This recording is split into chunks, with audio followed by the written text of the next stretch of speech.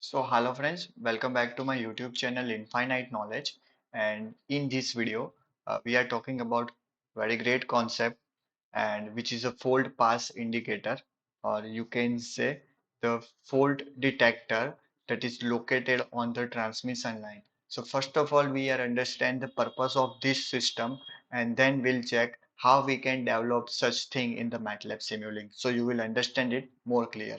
Okay, so what is a fault path indicator? As name suggests that whenever the fault pass through the transmission line, the instrument or the detector is going to detect through some indicating lamp.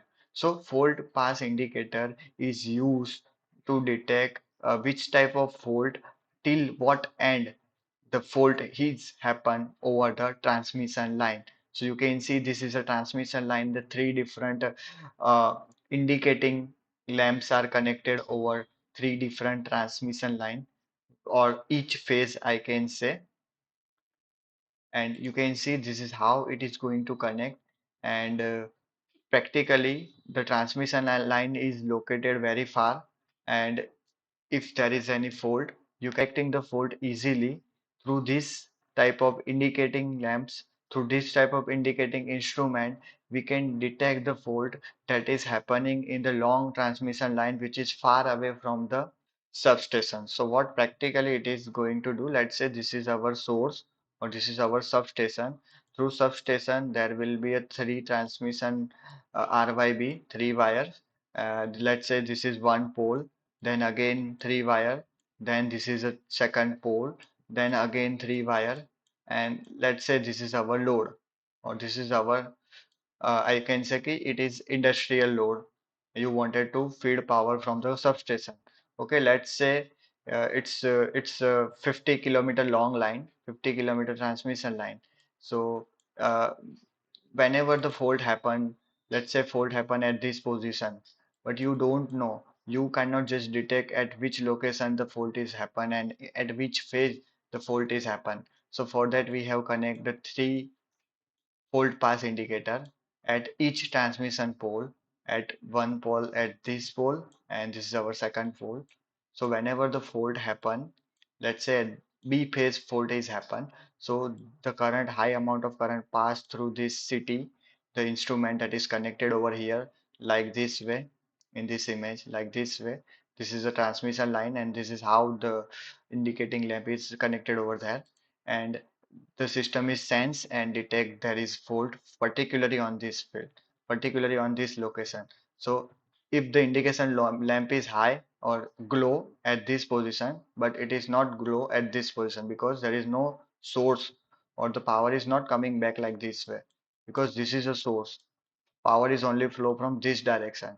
There is no any another source over here because this is our load. This is the industrial load. There is no power that is coming back from here. Okay, so only this power, and through which we can detect the fault is happening on this transmission line and till this point. So from this point or in between this point to this point, the fault is happen. So you can easily detect the fault and distinguish as quickly as possible. So this is the important of this type of fault path indication in the transmission line. uh, this is the image in which they have the GPS system or IoT system. So it just directly detect and give indication in the SCADA system that is located in the substation. So we'll check this video also. We'll develop such model in which if the fault happen inside the system, it will give some email alert or some telegram alert that will develop in the next video.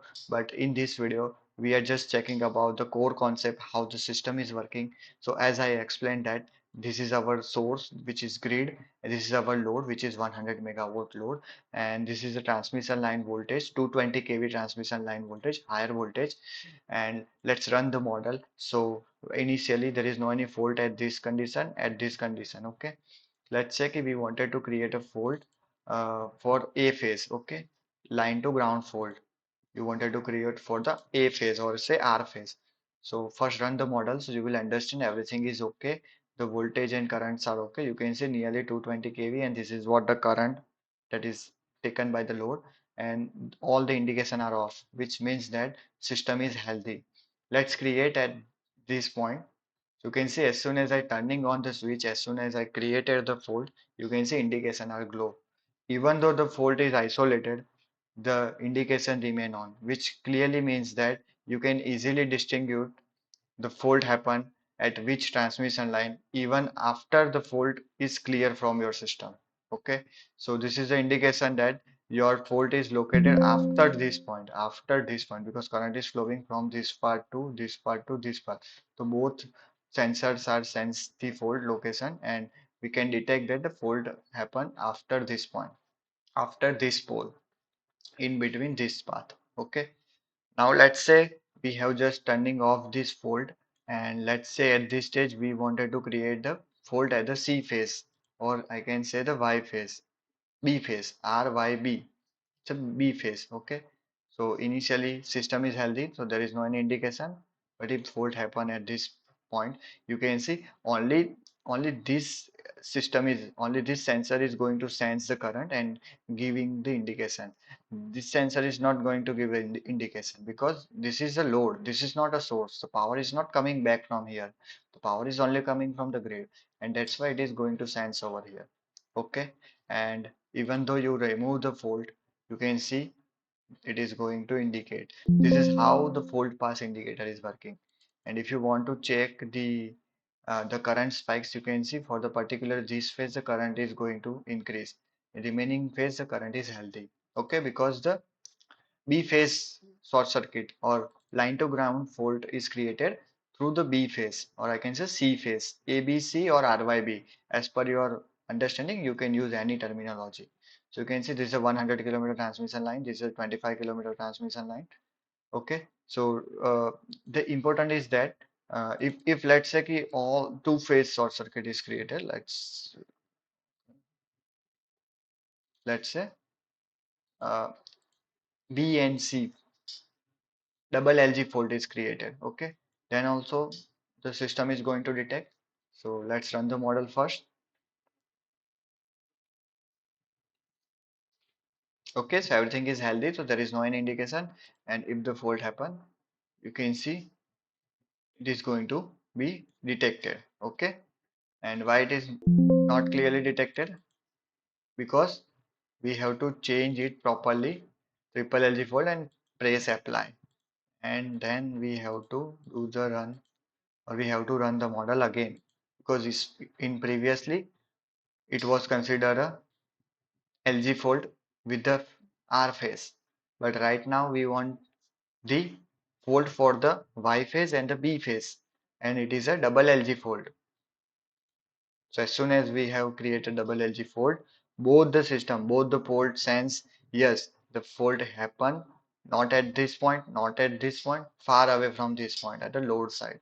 Okay, so this is how the fault path indicator is working, and the system is going to sense and detect the fault, so we can easily distinguish the location at which the fault is happen. So hope you understand this video, and if you like this video, please subscribe my channel Infinite Knowledge. Thank you very much for watching this video. If you have still any query, just comment it, I will definitely reply. For any type of MATLAB related project, electrical or electronic related project, you can connect with me through my email ID or through my WhatsApp number that is given in the description box. Thank you very much for watching this video. If you want this simulation file, you can get it from the description box.